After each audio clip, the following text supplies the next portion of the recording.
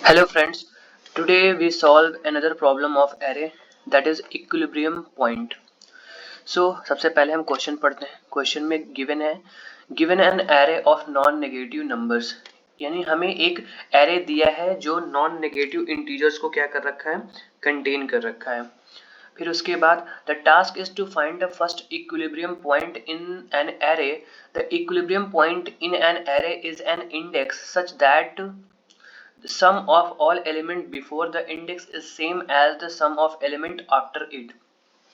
तो हमें एक ऐसा पॉइंट फाइंड आउट करना है कि उस पॉइंट के पहले जो सारे एलिमेंट हैं उन सभी एलिमेंट्स का जो सम है वो, और जिस इंडेक्स पे हम हैं और उस इंडेक्स के बाद वाले एलिमेंट का जो भी सम है वो दोनों ही क्या आना चाहिए, इक्वल आता है। अगर कोई ऐसा इंडेक्स है तो आपको रिटर्न करना है वो index and return the equilibrium point in one based index, और आपको यहाँ पे वन बेस्ड इंडेक्स में रिटर्न करना है, ठीक है।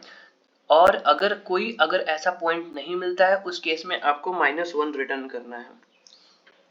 तो जैसे देखिए यहाँ पे ये एक एग्जांपल है कि ये हमारे पास एरे है और अगर हम इसका सम देखें, देखिए 1 और 3 क्या हो जाएगा, इन दोनों का सम क्या है, 4 है। और इधर देखिए 2 2, इसका भी सम क्या है, 4 है। तो ये एक ऐसा इंडेक्स है जिसके लेफ्ट साइड में एलिमेंट का सम और राइट साइड में एलिमेंट का सम जो है वो इक्वल आ रहा है। तो इस केस में ये वाला जो इंडेक्स हो जाएगा वो हमारा क्या होगा, आंसर होगा। और ये इंडेक्स कौन सा है, 1 2 3, मीन्स ये 3 हमारा इंडेक्स क्या हो गया, हमारा आंसर हो गया। अगर इस एग्जांपल में हम देखें तो हमारा जो आंसर हो जाएगा वो 2 हो जाएगा। क्यों, क्योंकि इस वाले इंडेक्स के लेफ्ट साइड में सम और राइट साइड में जो सम है वो दोनों ही 0 है।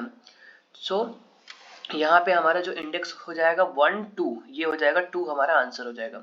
अगर हम इस एरे में देखें तो इस केस में हमारा, अगर हम सम यहाँ पे ऐड करेंगे, देखिए यहाँ पे 1, अगर मैं इस इंडेक्स को लूं तो इधर हो जाएगा, लेफ्ट में 1 है और राइट में 3 है जो कि इक्वल नहीं है। अगर मैं इस इंडेक्स को लेता हूं तो उसके लेफ्ट में 3 सम आ रहा है, राइट में 0 आ रहा है। अगर मैं इस इंडेक्स को लेता हूं तो लेफ्ट में 0 और राइट में 5 आ रहा है, जो कि सम इक्वल नहीं आ रहा है किसी भी केस में। सो इस केस में हमें क्या करना होगा, रिटर्न करना होगा -1। तो चलिए इसे व्हाइट बोर्ड पे समझते हैं कि हम इसको कैसे सॉल्व करेंगे। तो मैंने यहाँ पे एक एग्जांपल लिया है एरे का। ये हमारे एरेज के सारे एलिमेंट्स हैं और ये उनकी इंडेक्स है, ठीक है। तो यहाँ पे मैं इसको सॉल्व करने का तरीका ये कर रहा हूँ कि मैंने यहाँ पे दो वेक्टर ले लिए हैं, v1 और v2। और ये जो v1 और v2 की जो साइज है वो इसी एरे के साइज के ही बराबर है। जैसे यहाँ पे जो एरे के साइज है वो कितना है, वो है 5, ठीक है। तो उसी के साइज के बराबर मैंने यहाँ पे लिया है। और यहाँ पे मैंने दो वेरिएबल्स लिए हैं जिसकी इनिशियल वैल्यू मैंने यहाँ पे 0 और इसकी भी 0 कर रखी है, sum1 और sum2। तो सिंपली पहले मैं इस पोर्शन को सॉल्व करूंगा, इस पोर्शन को, ऊपर वाले को। तो इसके लिए मैं सिंपली आइटरेट करूंगा यहाँ से, ठीक है।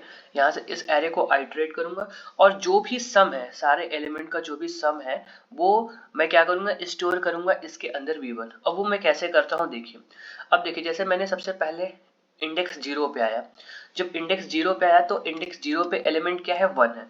तो उस 1 को मैं क्या करूंगा, इस सम के अंदर मैं क्या करूंगा, ऐड कर दूंगा।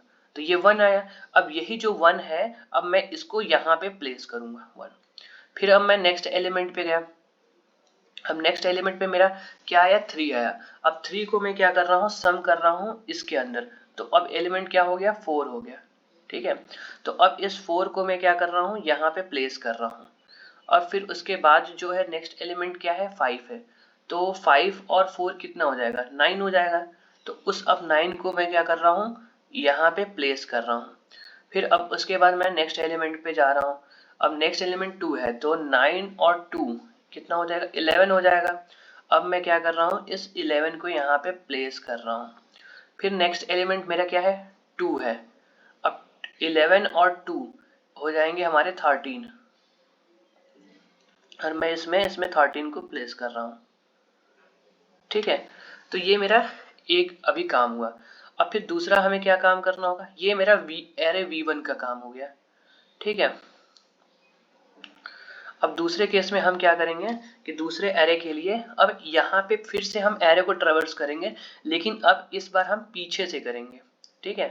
अब हम पीछे से करेंगे, तो पीछे से सबसे पहले क्या आया, एलिमेंट 2 आया, तो हम सम 2 में हम जब 2 ऐड कर देंगे तो ये क्या हो जाएगा, 2 हो जाएगा।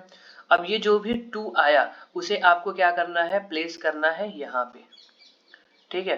फिर उसके बाद फिर नेक्स्ट एलिमेंट क्या आया, अब फिर से मतलब हम पीछे से इसको आइटरेट कर रहे हैं एरे को, तो अब आया 2 फिर से, फिर 2 2 कितना हो जाएगा, 4 हो जाएगा, तो आपको प्लेस करना है यहाँ पे 4 सिंपली। फिर उसके बाद नेक्स्ट एलिमेंट क्या आया, 5 आया, तो 5 और 4 कितना हो जाएगा, 9, तो आपको सिंपली यहाँ पे क्या करना है, 9 प्लेस कर देना है।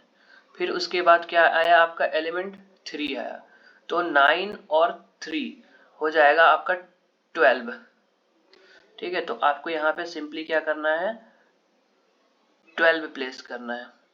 फिर उसके बाद जो लास्ट एलिमेंट हो जाएगा वो 1 हो जाएगा, तो 12 प्लस 1 वो क्या हो जाएगा आपका 13 हो जाएगा। तो सिंपली आपको क्या करना है, यहाँ पे 13 प्लेस कर देना है, ठीक है। अब देखिए आपके दोनों ही वेक्टर्स में हमने एलिमेंट्स को क्या कर दिया, फिल कर दिया। अब सिंपली आपको क्या करना है कि इन वेक्टर्स को दोनों को ट्रैवर्स करना है। जैसे अब देखिए सबसे पहले मैं इस वाले एलिमेंट पे आया, ठीक है, ये पहले इंडेक्स पे आया, अब देख रहा हूँ क्या दोनों एलिमेंट इक्वल है, नहीं। फिर मैं आगे बढ़ा दोनों पे, अब मैं फिर से देख रहा हूँ क्या दोनों एलिमेंट इक्वल है, नहीं। फिर अब मैं यहाँ पे आया और फिर मैं अब यहाँ पे आया, अब देख रहा हूँ क्या दोनों एलिमेंट इक्वल है, हाँ। अब दोनों एलिमेंट इक्वल है, तो वो किस इंडेक्स पे है इक्वल, अब देखिए यहाँ पे मैं इंडेक्स, यहाँ पे मैं 0 से मान के चल रहा हूँ, ठीक है, 0 इंडेक्स में मान रहा हूँ, 0 1 2, तो यहाँ पे ये 2 इंडेक्स पे क्या है, दोनों इक्वल है, तो यही मेरा इंडेक्स क्या हो जाएगा, आंसर हो जाएगा कि इस इंडेक्स पे ये दोनों एलिमेंट, मतलब कि इस इंडेक्स पे ये इंडेक्स, अगर मैं 0 इंडेक्स बेस्ड पे बात करूं तो ये 2 होगा, ठीक है। और अगर मैं 1 बेस्ड इंडेक्स पे बात करता हूं तो 2 प्लस 1 हो जाएगा, सिंपली 3 हो जाएगा, ओके। ये हो जाएगा आपका 3, तो ये 2 प्लस 1 हो गया। तो ये आपका इंडेक्स जो है, ये इंडेक्स आपका क्या है, जो 3 वाला इंडेक्स है, जहां पे इसके लेफ्ट साइड में सम और राइट साइड में सम जो है दोनों इक्वल है। तो हम इसको इस प्रकार से करेंगे। आई होप आप इसको समझ गए होंगे।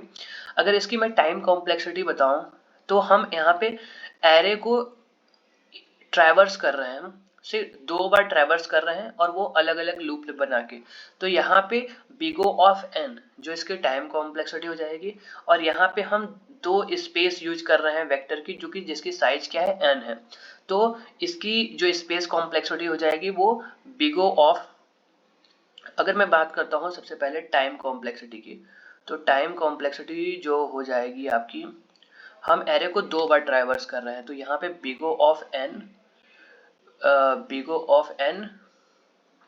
Plus big O of n हो जाएगा, ठीक है, जो कि ओवरऑल क्या होगा, बिग O ऑफ n ही होगा, ठीक है, प्लस करने पे। और अगर मैं स्पेस कॉम्प्लेक्सिटी की बात करता हूँ तो स्पेस कॉम्प्लेक्सिटी तुम्हारी क्या हो जाएगी, यहाँ पे हम 2 एरे यूज कर रहे हैं, जो कि big O of n plus big O of n होगी, जो कि overall big O of n होगी। और ये तो हम वेरिएबल्स यूज कर रहे हैं, इनकी टाइम, इनकी मतलब क्या होती है, स्पेस कॉम्प्लेक्सिटी क्या होती है, कांस्टेंट होती है, तो इससे हमें ऐड करने का कोई मतलब नहीं है। सो अब इसको आई होप आपको अच्छे से समझ में आ गया होगा कॉन्सेप्ट। अब हम इसका क्या करते हैं, कोड करते हैं। सो कोड में हम सबसे पहले क्या करेंगे, एक वेरिएबल बना लेंगे, एक वेरिएबल हम बना लेंगे n, जो स्टोर करेगा इसके एरे के साइज को, ओके।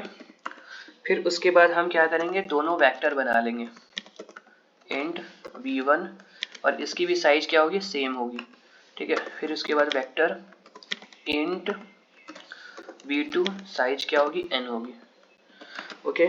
फिर उसके बाद हम क्या करेंगे, 2 वेरिएबल्स बना लेंगे, sum1 इज इक्वल टू 0 और sum2 इक्वल टू 0।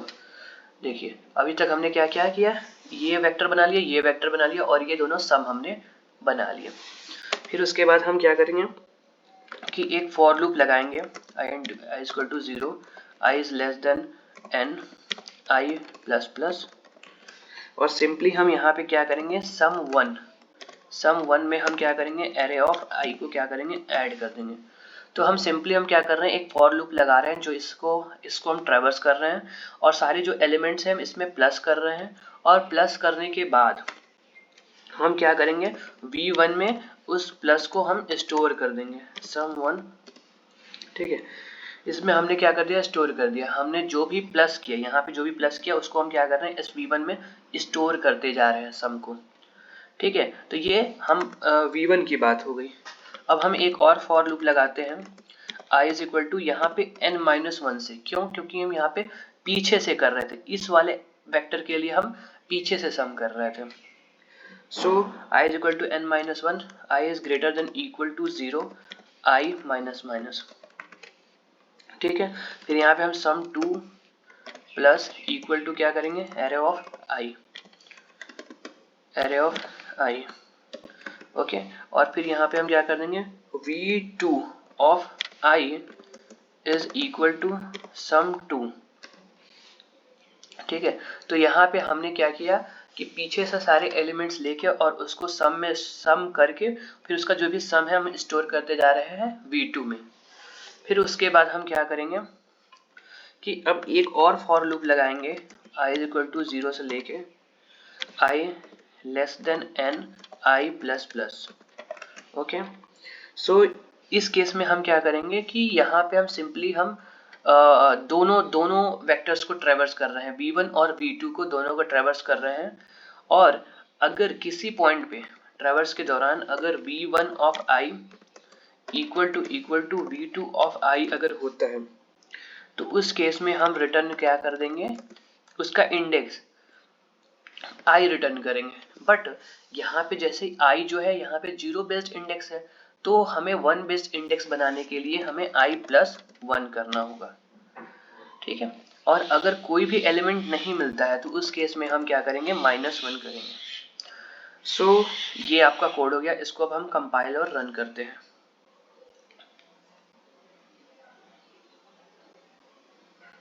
ये काम कर रहा है, सबमिट कर देते हैं।